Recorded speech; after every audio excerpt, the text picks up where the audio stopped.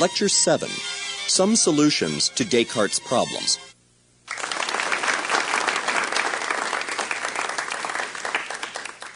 It's an amazing fact about certain philosophers that they continue to have an influence that lasts for centuries and vastly exceeds the actual power of their arguments. I mean, if you look at the arguments, they're often not very good, but these guys continue to have a prodigious influence, and Descartes is my favorite example. It's a striking fact that we continue to pose and answer questions in terms that Descartes really popularized, in terms that he would have found completely comfortable and completely familiar to him. And in particular, this distinction between the mental and the physical, mind and the body, the spiritual and the material, and the idea that all of reality must divide into those two categories. That's really Descartes' great articulation of that. He didn't invent it, of course, but the articulation is one that we have inherited from him. Now, in this lecture, I'm going to come dead to grips with Descartes and try to give direct answers to his questions. Remember, I said in an earlier lecture that there are 6 serious problems with Cartesian dualism, and I think I have proposed an alternative to that. The alternative, you remember, is to say, well, there's a causal relation between brain and mind. What we think of as mental states are caused by lower-level neuronal processes, but they're just features of the brain. There's no separate metaphysical category. How then do I fare with Descartes' problems? How then does this view... it's easier to talk about a view if you give it a name, so I like to call my view biological naturalism. It's too many syllables. I mean, it's longer than dualism, but I want a label that gets out of the traditional monism, materialism, dualism, because I think those labels are half of our problem. If we can shuck off all of that dreadful terminology, if we can get rid of the nomenclature, then it's not a big deal to solve the mind-body problem. I'm envious of a friend of mine from Africa who told me in his tribe in Africa, they can't even state the mind-body problem. They don't have this vocabulary. We think it's inevitable that everybody must have a dualistic vocabulary, but it's not. It's a feature. It's appealing, as I said. I mean, I once lectured in Bombay, and I was on the same platform with the Dalai Lama, and I was struck by the fact that he used the Cartesian categories. But though it's pervasive, it's not inevitable, and it's not universal. So if we reject the vocabulary and we adopt a theory of the sort that I call biological naturalism, where are we with Descartes' problems? Well, let's go through. Let's go through the 6 problems that I said any Cartesian had. The first is the big one. How can there be a causal relation between the mind and the body? How can there be causal relations between the mental and the physical? And there I think the answer is if you reject the dualistic assumptions that somehow these name mutually metaphysically exclusive categories, it's not a difficult problem at all. It's about like saying, how can there be causal relations between the molecular behavior that composes this solid object and the solidity of the object, the solidity that enables it to support other objects? And the answer is the molecular behavior causes the whole system to be solid, even though the solidity is a feature of the system that's made up of those very molecules. And exactly analogously, the neuronal behavior causes this system to be conscious, even though the consciousness is a feature of a system that's made of those very micro elements, of those very neurons and synapses.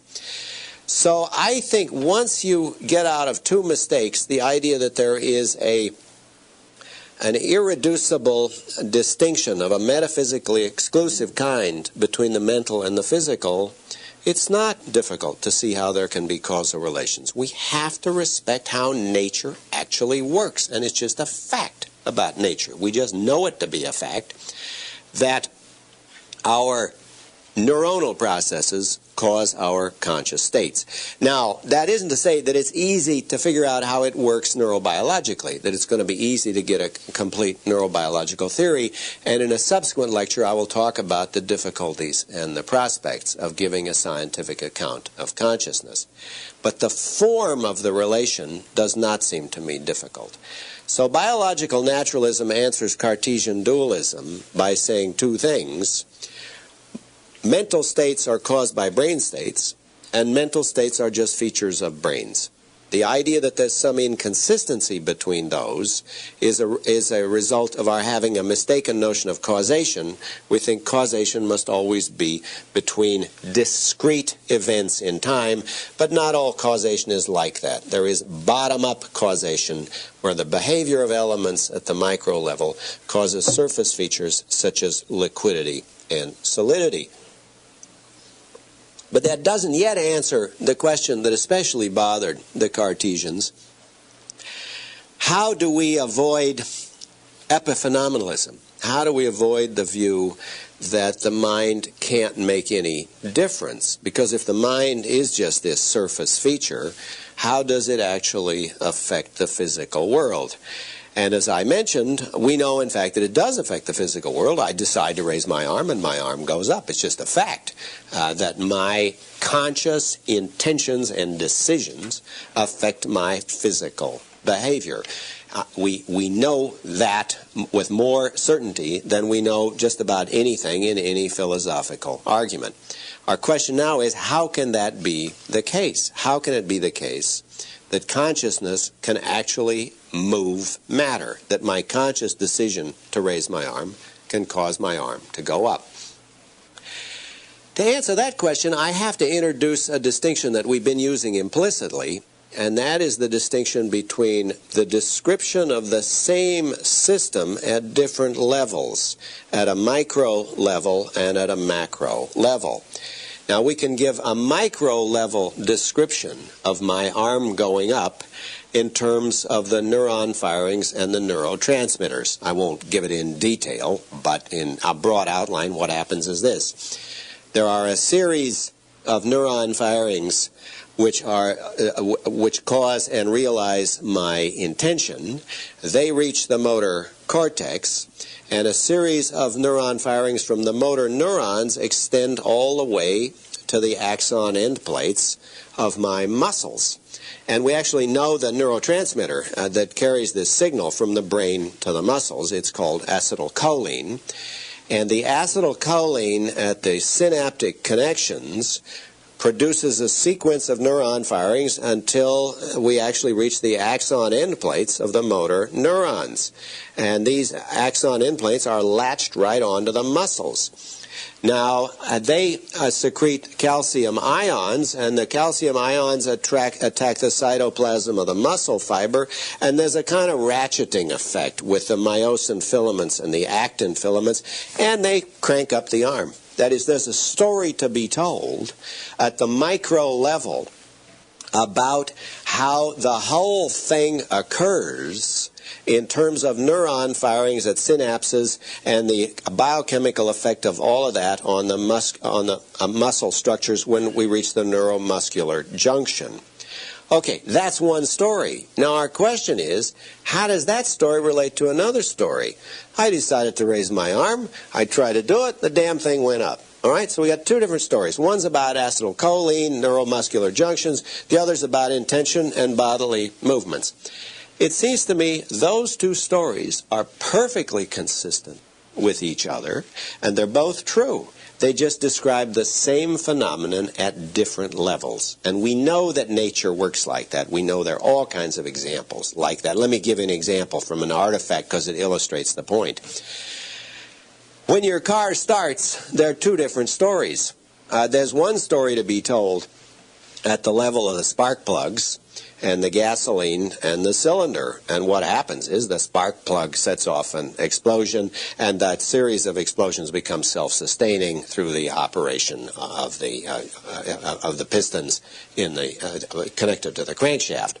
But of course, there's another story to be told at the micro level.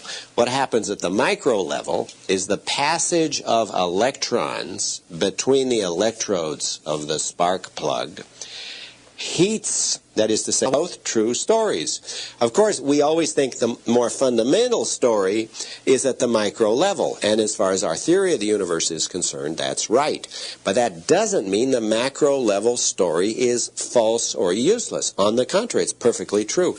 When you take your car to your mechanic, what do you say? Do you say the oxidization of the hydrocarbons is no longer sufficiently self-sustaining, or do you say the damn thing won't start? I think it's the plugs. Well, I know what I would say. I would forget about the hydrocarbons. I would say, I think I need new plugs because my car won't start. And that's a perfectly legitimate thing to say. It isn't as if, well, you didn't really tell us the honest to John truth. No, you do tell the truth. Now, it's true. Where I live in Berkeley, there are a lot of auto mechanics who are unemployed PhDs, and them you better talk about hydrocarbons. But still, that's a special, that's a special local problem. Anyway, the point I'm making now is, once we demystify the subject, once we demystify the mind-body relation, and just think of it as these are ordinary biological phenomena, then there's no big deal in thinking about how it can be the case that when I decide to raise my arm and my arm goes up, there's a causal relation, just as when in the same sense of causal relation as when the neuron firings reach the axon end plates of the motor neurons and begin to affect the muscle fibers. Those are not two different and competing stories. Those are two non-competing stories about the same system. They just describe that system at different levels. So the answer to the problem of epiphenomenalism is that there can be causal relations within a system at different levels, and the causal relations are real at each level. Car engines is one of the few things I understand fairly well. Think of the piston. Now, the solidity of the piston is explainable in terms of the behavior of the molecules, but that doesn't mean solidity is epiphenomenal. You've got to have a solid piston. You can't make a piston out of butter, for example, because the car won't work. So solidity is real, even though the solidity is itself explained by the behavior of the molecules, and in exactly that sense, I want to say consciousness is real. It's a real causal force in the world, even though, of course, it is a feature of a system that is composed of neurons, and the conscious feature is caused by the behavior of the neurons. All right, that's always our first question then. What is the nature of the mind-body interaction, and how can we answer that question in a way that avoids epiphenomenalism? But now then, let's go to Descartes' second question. How do I know other people have consciousness and mental states at all? All I observe is their behavior.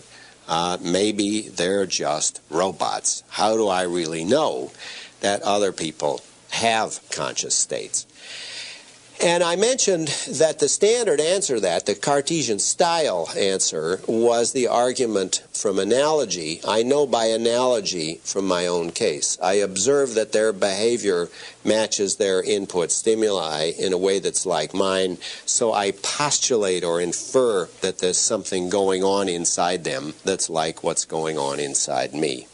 I think that answer is wrong. If we took that answer seriously, then the reasonable thing to conclude would be that other people don't have conscious states, because what I observe is a disanalogy between me and other people. I observe that when I hit my thumb with a hammer, there's a pain, and I observe when I hit your thumb with a hammer, I don't feel anything.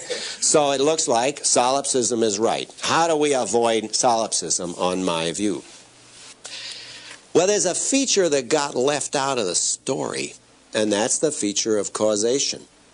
I don't just observe that you have a body and your body behaves like mine. But I have pretty good reason to suppose that your body's got a structure like my structure, that the effect of a hammer hitting your thumb is causally like the effect of a hammer hitting my thumb.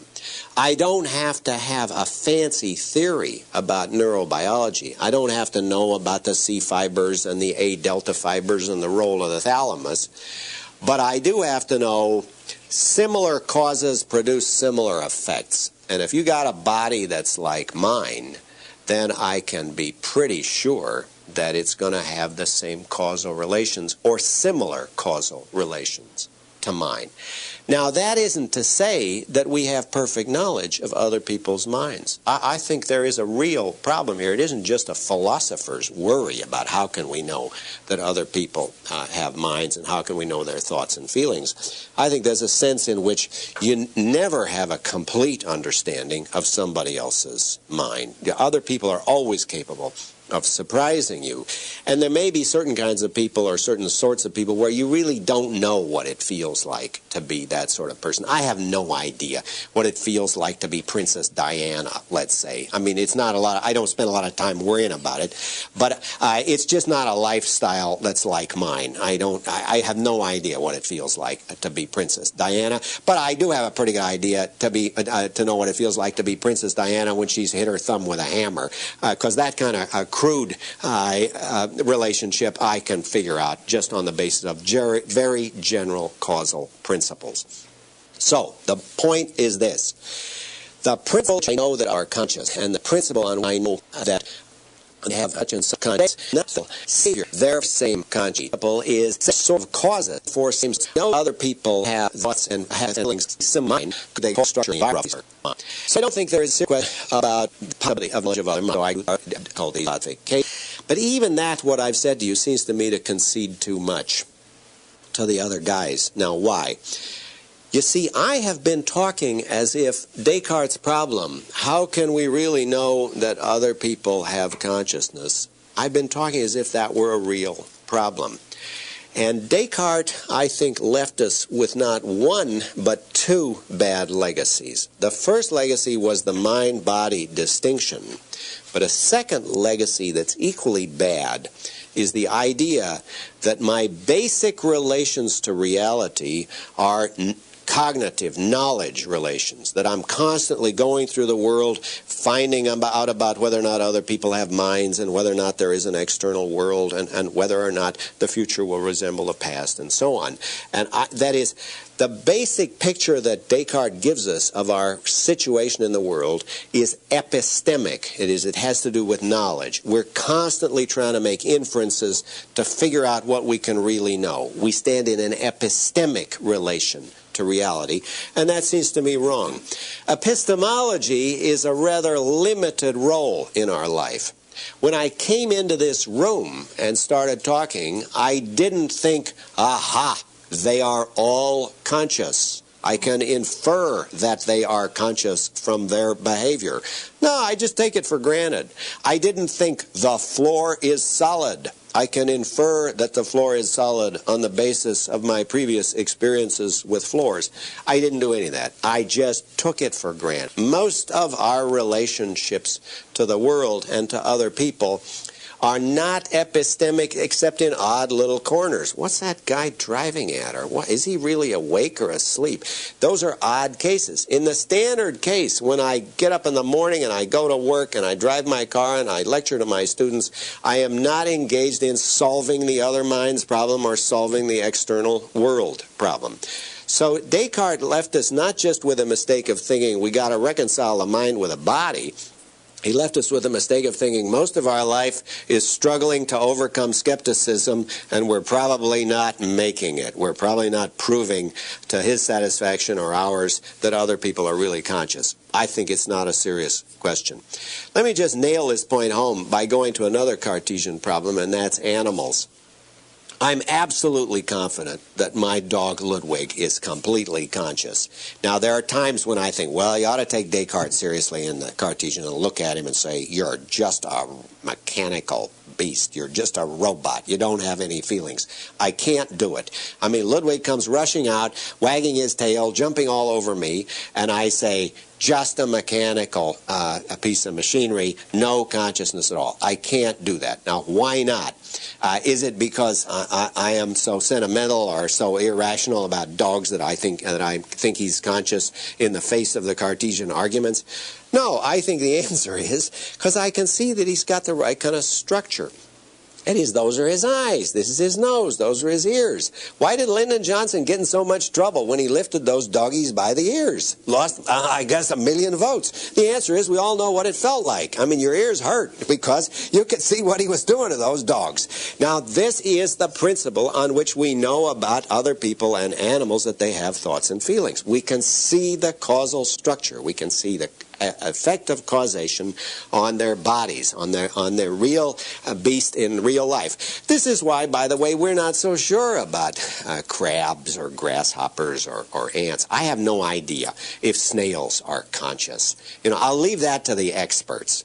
But when it comes to dogs and monkeys and cats, I don't have any problem. They're certainly conscious. Snails, we'll leave that to the experts to figure out. Now, I once made the mistake of saying that at a lecture in Columbia, and the world's leading authority on snail neurobiology was in the audience, and she was outraged that anybody could be so dumb as not to know that snails were conscious. Okay, fine. I can give it to her. But about snails, she has to convince me. But when it comes to dogs and cats, no problem. I mean, there I've got the conclusive basis. Okay, so far so good. We just seem to be moving through the Cartesian questions. But let's move on now to the general problem of skepticism. Remember, Descartes had a special problem about our knowledge of other minds. How do I know other people are conscious?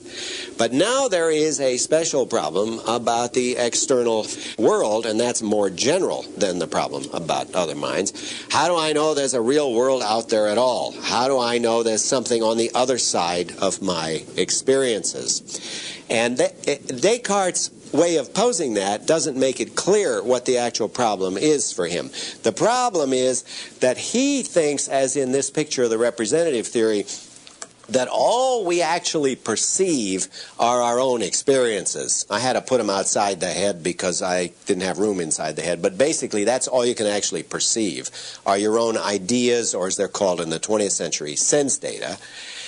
And then the problem arises, how do you know that the ideas resemble objects in the world? That you can actually find out about objects in the world from looking at your ideas? And the part of his answer for that was, well, the objects cause your ideas, and God has to guarantee that you have accurate knowledge, otherwise he'd be a deceiver. But that looks like it leads to skepticism. It looks like you can never really know anything because there's no way you can ever check this inference. You can know that the ideas or sense data or experiences that you do perceive are giving you accurate information about the real world that you don't perceive. Whereas on my account, there's no problem. On my account, in the normal perceptual situation, you just see the object directly. Your perception reaches right up to the object. It isn't that all you see is your own perception, and then you have to figure out whether or not there's an object on the other side. No, in the standard perceptual case, when you're looking at an object at point-blank range in good light, you directly see the object. So the general skepticism that afflicts Cartesian theories of perception is not one that my view is subject to. Now, that isn't to say it's not subject to any arguments.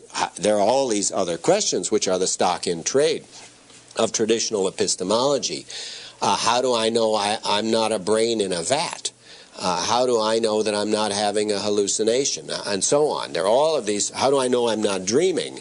And there are things to be said about each of those. But the general form of Cartesian skepticism about perception, how do I justify the inference from my perceptual experience to the real world, that's not a question that arises, on my view, because there is no inference. I don't infer that someone is sitting there. I just see that someone is sitting there. No inference is involved at all. So just to summarize that point, There are a very large number of questions about epistemology and skepticism. I don't solve all of them, but there's a special form of skepticism that Descartes is subject to that a realist view or a naive realist view is not subject to, because Descartes is required to justify the inference from what we do perceive, our own ideas, to the real world that we don't perceive. And on my view, we perceive the real world, and Descartes' arguments to the contrary are mistaken. All right, I've been putting off the worst problem long enough, and that's the problem of the freedom of the will. Now, Descartes does not have a satisfactory answer to that problem, and I have to say, neither do I.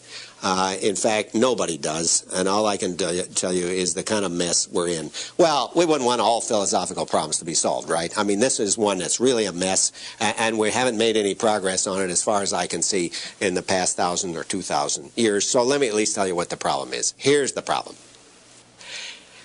As far as we know how the world works, it is what we broadly speaking call a physical system or set of interlocking physical systems. On a Newtonian conception of the world, we can think of those systems as completely deterministic. Now, with the advent of quantum mechanics and indeterminacy, we think some of our predictions that we make about the behavior of the physical world are not deterministic but only statistical. But one thing is clear, our conception of the physical world that we get from physics and chemistry, whether it's classical or quantum theory, allows no room for the freedom of the will. There's no room for a body to just suddenly decide that it's going to swerve from its direction just because it felt like swerving or just because it wanted to decide to swerve. Okay, that's the argument against the freedom of the will. Now, the argument for the freedom of the will is we experience it all the time. It's just a part of our experience that we find to do, and then we do it, or we don't. Sometimes we know it's entirely us. This point precisely the experience that is the condition of our feel, the experience of an action in a that is it's not caused by by an event. There are causes I desire, but if I give my reason desires, it's A. So I look at for and I decide, well, I'm for candidate A, but not getting those, I really still do it. Still the gap in our own experience between causes and our actions. The experience of that gap, experience that gives a picture of freedom of the. You see, when I fall out, I won't have that thing. I don't really listen help now. Except we're in ways, right? I can raise it's part of the experience that it to in precise terms. It must every answer that they're not determined by any of my action. I still turn it open to me. That is over this thing. But I completely I right my fingers or my hand or let other. Now that area possibilities are open with a cause this experience are not to determine which of the alternative are going to last very free. You can't live that shit. You can't say what do you want. You can't say terms. What I they're convinced you're turned by your bourgeois relations or your favorite term. No, it's your that truth. Have to be you watch the last minute and tell you some voluntary in the notion of freedom in its very structure. That, by the way, is why it's different from perception. If I look at this glass, I don't have the feeling, well, I'm seeing a glass, but I could decide to see something different. I could see a horse or a dog. No, as long as I'm looking this way, I can change my direction of my head. But as long as I'm looking at this, I'm going to see a cup. And that's because the content of my experience is entirely determined by the physical situation I'm in. But as far as voluntary actions are concerned, I do not think that. I do not think my voluntary actions are completely determined by the situation I'm in. Now, here's the problem. We all have the experience of freedom, and you can't shake it. You cannot subtract it. You can't think, well, I'll just have these experiences without the conviction of freedom, because the conviction of freedom is built into the structure of the experience. The sense of the gap between the causes in the form of your reasons or your previous experiences and the effect in the form of your subsequent actions, the sense of a gap is part of the structure of our consciousness. So here's the contradiction. We have a physics and a chemistry that are completely convincing. We don't have any worries about are these guys telling us the truth. We've got a convincing account of how the world works physically. There are puzzles. I mean, there are all the puzzles about quantum mechanics, but basically we've got an account of the physical universe. That account allows no room for the freedom of the will. It's sometimes said, well, maybe the statistical indeterminacy of quantum mechanics will allow for it. That's no good, because the statistical gap doesn't allow for particles to decide to move this way or that. It just says if you're trying to predict how the particles will move, you can only make statistical and not deterministic predictions. So we've got an account of the physical universe that leaves no room for the freedom of the will, but we know, all of us knows, we've got freedom of the will. We have our freedom as part of our own experience, and we can't make those two consistent. We don't know how to make them consistent. Now, let me deal with two objections to what I just said. The first objection says, and this is what most philosophers actually believe, look, they would say, you've talked as if freedom of the will and determinism were inconsistent with each other, but they're really perfectly consistent. When you talk about determinism, you're just talking about how the world works as a physical system. And when you talk about freedom, you're just talking about a certain area of determined behavior. So, of course, everything is determined. I mean, give or take statistical determinacy here. But some of your determined behavior is determined by your reasons. It's determined by your thought processes. So, of course, determinism is true, and, of course, freedom of the will is true, because freedom of the will just means freedom from certain kinds of causes. Nobody is putting a gun at my head. I'm not under the influence of drugs. I haven't been hypnotized. So to say that you're free is just to say your behavior is caused by certain kinds of inner causes, your choices and decisions. To say that it's determined is just to say it follows the laws of physics. Everything follows the laws of physics. So determinism and freedom are perfectly compatible with each other.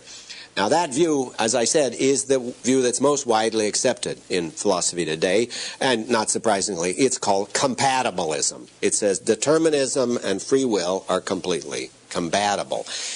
But that won't work. Why? Well, to begin with, my actions are not causally determined by my beliefs and desires. There is, as I said, a gap. That whatever the causes, I sense that I could do something different. And it's not enough to just say, well, we can use the words in such a way that we make the claim you are free consistent with the claim you are determined. Because what we want to know is, given that the world was structured causally in a certain way at a certain point, could you have done something different? That is, could you have decided not to vote for such and such a candidate, given that you did decide to vote for that candidate? And the determinist answer to that question is inconsistent with a free will answer. The determinist says, no, given the structure of the world, such and such is going to happen. And the free will answer says, well, it's up to you. You can interfere with the causal order of the world, and we just don't know how to make that consistent with how the world works. So compatibilism, I think, is a cop-out. That is, compatibilism avoids the substantive question by giving us a verbal solution. It says we use the words free and the words determined in such a way that we can make them consistent. But we're not interested in the words here. We're interested in the factual question. In any given decision-making situation, could I have done something different, all other conditions remaining the same? So that we're still left with this problem even after we have the recognition that, yes, there is a use of the words where we say, well, he acted of his own free will, even though we think that the physics completely determined what was going to happen. What we want to know is there any substance to the claim of free will? And that question remains after we have settled all of the verbal issues. Now, there's another objection in my view, and that's this. Sometimes you have the experience of freedom, but it turns out you were just wrong. And the hypnosis cases are good examples of this. Now, the way the hypnosis cases works is this. You tell the guy under hypnosis, when you come out of hypnosis and you hear the word Germany, you're going to crawl around on the floor. They actually did this in Germany. This is an experiment I'm reporting. You're going to crawl around on the floor. But you're not going to remember that we told you this. So the guy comes out of the hypnosis. We're sitting around having coffee. and talking about how much fun hypnosis is. And we say, you know, I'm thinking of going to Germany for the rest of the summer. And suddenly the guy says, what a fascinating floor in this room. My broker wants me to get into floor tiles, so I hope you don't mind if I inspect the tiles here. I'm thinking of making a big investment. I really have deep reasons why I got to inspect these tiles. And then he gets down and crawls around on the floor. Now, the interesting thing is this, you see. The subjects always give a perfectly plausible sounding explanation with his broker or investing in Armstrong tiles. The guy's crawling around. The experience of freedom is cases satisfactory as an answer to the hypnosis cases are not typical. I mean, we don't want to say all our life we're going through life hypnotized, right? That's just wrong. Hypnosis is a very special kind of case. So I think in a way, the hypnosis cases support the contrast between genuine free behavior and illusory freedom because they are a special kind of case where we have very good reason for supposing the reasons according to which the agent is acting are not his or her, not the reasons that he or she takes to be the reasons. The real reasons are not the reason that the agent thinks that he or she is acting on. But that's unusual. That's not the standard case when I'm voting for a candidate or deciding what to choose in a restaurant. So I think we're still left with this question. And in my most pessimistic moments, I think maybe evolution just played a huge trick on us. It gave us the conviction of our own free will, and we can't shake it, but it just doesn't fit in the world. The world cannot be the way we take it to be. We're just mistaken in thinking we have free will. In fact, the world is a set of determined, again, give or take quantum statistical determinacy. The world is a set of determined systems, and we're determined like any other biological system. The cruelty, the paradox here is we can't believe that. We can't live it. We can't accept it. So even if you became convinced of that, the moment you walk out of this room, you'll act as if you were free because you have no choice. So my most pessimistic moments, I'm inclined to think, well, maybe we're just determined to hold a false belief in our own free will. Now, in my more optimistic moments, I think, well, we don't know as much about the world and about biology as we like to think.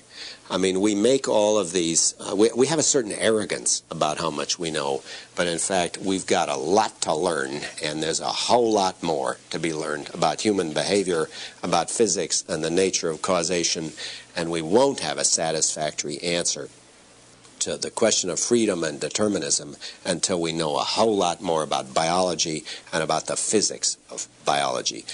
So in a way, my situation with the free will problem is worse than Descartes. Because Descartes at least had a consistent position, even though it was vacuous. He says, well, we're free when we feel free, but then he doesn't answer the question, well, how could our conscious thoughts make any difference to the actual physical world? On my view, there's a straight inconsistency. I got a straight logical contradiction between my conviction as an amateur physicist that there's no space for free will in the world, and my conviction as a rational agent that my behavior is free, within certain limits, of course, but it's not determined. So I just leave you with that inconsistency. Well, there are a couple more problems in Descartes. I mentioned the problem of animals, and we now see that there is no difficulty in postulating that animals have a consciousness, that animals have minds. It's just a feature of their biology that their brains are so much like ours that it would be absurd to suppose. I mean, the chimpanzee's brain is really strikingly like a human brain. It would be incredible to suppose that our brains produce consciousness, but their brains do not. And so on down the phylogenetic scale. How far down, I don't really know. About sleep, there's no difficulty in saying that a system which is capable of consciousness can become unconscious during sleep or a coma or other sorts of forms of unconsciousness. It's simply that consciousness is a state the brain is in under certain circumstances, and we're not always in that state. Now, there was one point in Descartes which has been massively rejected in the 20th century, and that is Descartes thought all mental states were by definition conscious. He wouldn't have had any use for the notion of an unconscious mental state. Now, in the 20th century, largely under the influence of Freud, but other people as well, Freud didn't invent the idea of the unconscious, we have come to believe that many of our mental states are unconscious. We have come to believe that in addition to our conscious states, we have a vast inventory of unconscious mental states. And we've now come to the point where we talk very glibly about our unconscious mental states. And I think many people accept Freud's conception that somehow or other consciousness is kind of the abnormal thing. Remember, Freud says mental states in themselves are unconscious, and consciousness is like an island in the sea of the unconscious. So there's this vast unconscious, and then there's this little island of consciousness sticking up. Now, this is not a problem that Descartes had, because he didn't think there were such things as unconscious mental states. We are now convinced that he was wrong. There are such things as unconscious mental states, but that is more problematic than we think. We ought to be puzzled by that. We need to answer the question, what exactly is the nature of consciousness? And then we'll be able to answer the question, well, what's the nature of the unconscious? Those will be topics for the next lecture.